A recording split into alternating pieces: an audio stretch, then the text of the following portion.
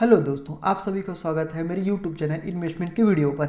आज हम अभी LIC आने वाला IPO है तो उनके बारे में आज पूरी जानकारी, एक एक चीज़ें आप लोगों को इस एक वीडियो में सभी चीज़ें पता चल जाएगी। उनकी इनकम, उनकी रेवेन्यू कितना है, उनके एजेंट, एम्प्लॉय, हर चीज़ें यहाँ पर आप लोगों को एक एक वीडियो में पता चल जाएगा। तो पक्का LIC में IPO अप्लाई करने से पहले इस वीडियो को जरूर देखिएगा।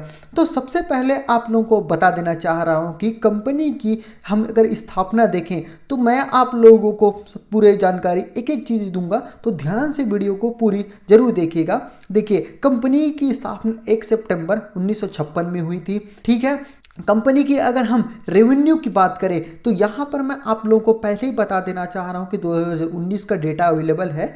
तो आपको बता दूं कि रेवेन्यू US डॉलर में बता रहा हूँ मैं, US डॉलर में आपको बताऊँ तो 74 बिलियन की थी। बाप रे। तो उसके बाद ऑपरेटिंग इनकम है, ऑपरेटिंग इनकम भी 2019 का डेटा है तो US डॉलर में 360 मिलियन की थी। उसके बाद 2019 में US डॉलर में नेट इनकम 360 मिलियन की थी। और मैं अगर टोटल एसेट की बात करूं तो US डॉलर 2021 में, ध्यान दीजिएगा 2021 की बात कर रहा हूं मैं, टोटल एसेट की US डॉलर 510 बिलियन की कंपनी थी। उसके बाद अगर हम ये बताएं तो ये पूरी अभी 100% गवर्नमेंट की है। ठीक है, पूरी स्टेक तो इसके IPO के जरिए सरकार अभी लाने जा रही है। तो सरकार का अभी जनरली ये है कि सोच रही है कि 5% ही हिस्सा बेचा जाएगा। ठीक है।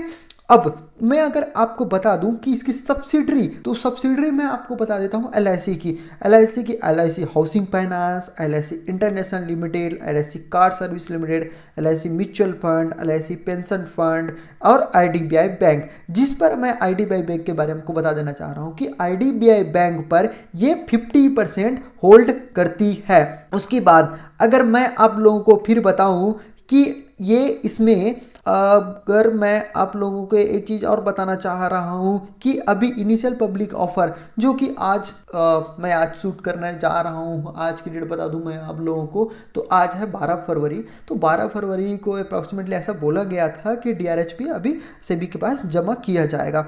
ठीक है। तो अब मैं आप लोगों को एक चीज़ और बता देना चाह रहा हूँ कि LIC कंट्रीब्यूशन इसमें सरकार, जो LIC कंपनी है वो 5 साल का प्लान रख करती है कि कितना हमको खर्चा करना है। तो मैं आप लोगों को 2017 से 2022 को बता देना चाह रहा हूँ कि 28,01,443 करोड़ खर्चा करना चाह रही थी। और अगर मैं ग्रोथ ऑफ मोनोपोली की बात करूँ तो देखिए, मैं आप लोगों को पहले ही बता देना चाह रहा हूँ कि ये कंपनी अभी, ठीक है, बहुत सारे मार्केट प्लेयर आए हैं इंश्योरेंस सेक्टर में, इस वजह से इनकी जो मार्केट शेयर है पूरी इंडिया में वो थोड़ी सी कम हुई। तो अभी अप्रॉक्सीमेटली तो भी अभी भी 65% पूरी मार्केट शेयर इंडिया में इन्हीं के पास है। ठीक है। अब मैं अगर आप लोगों को फिर बात करूं कि इनके ये क्या क्या कंपनियों में इन्वेस्ट करती है, तो मैं आप लोगों को, आप जितने भी कंपनी जानते हैं, तो सीमेंट हो गया, रियलिटी, स्टील, हर सेक्टर में ये काम करती है।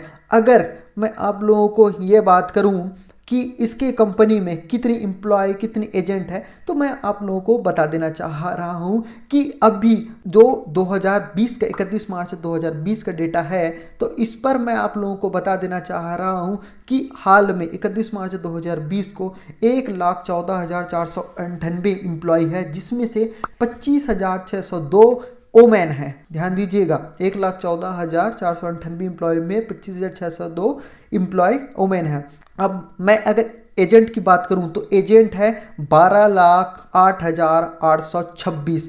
ध्यान दीजिएगा, एजेंट है टोटल 12,08,826 है।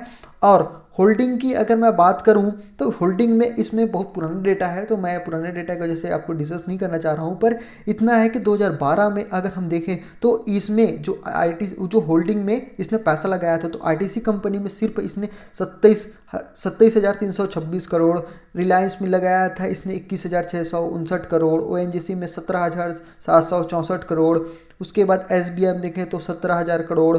ठीक है। LNT में देखें तो 16,800 करोड़, ICICI बैंक में देखें तो 10,000 करोड़। ठीक है, इसमें ये सब में लगाया था। और LIC में अभी इसका जो LIC कंपनी ने इस IDBI में हाल में अभी 51% इसने रखा है। तो इस जानकारी को आप लोग पूरे ध्यान दीजिएगा, आईपीओ लगाने से पहले इन सब चीज़ों को समझ लीजिएगा। और मैं एक चीज़ अपने ओपिनियन बता रहा हूँ कि एलआईसी ये मार्केट लीडर है, ठीक है, इंश्योरेंस सेक्टर में। आप लोग हर किसी, मैं एक बता दे रहा हूँ कि हर अगर किसी के घर के बगल में अगर इंश्योरेंस होगा तो पक्का पूछ लीजिएगा वो एलआईसी का ही होगा, क्योंकि एलआईसी एक नाम, क्वालिटी, ब्रांड इतनी बड़ी है, इतनी बन चुकी है। अभी हाल में अगर आ रहा है मार्केट कैपिटलाइजेशन जो निकल रहा है 5% की वैल्यू, इसमें ही अगर इशू प्राइस इसका तो आज तक का सबसे बड़ा मदर ऑफ आईपीओ आ रहा है। तो इसकी अगर वैल्यू हम देखें तो रिलायंस के बाद अगर, या तो इंडिया में सबसे बड़ी अगर कंपनी हम मानेंगे इसके इशू के बाद, तो एलआईसी हो जाने वाली है।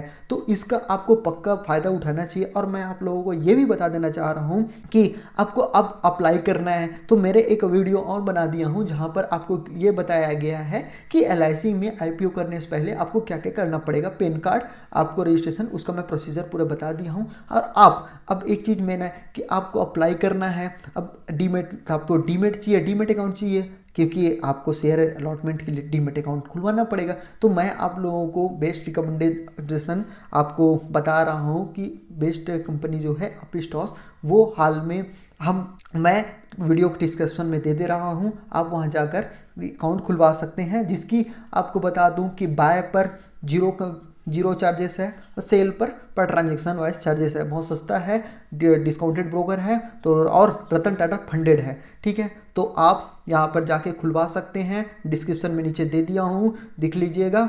और कुछ भी हेल्प चाहिए और भी एलआईसी के बारे में और भी जानकारी तो कमेंट में ज़रूर बताइएगा। धन्यवाद।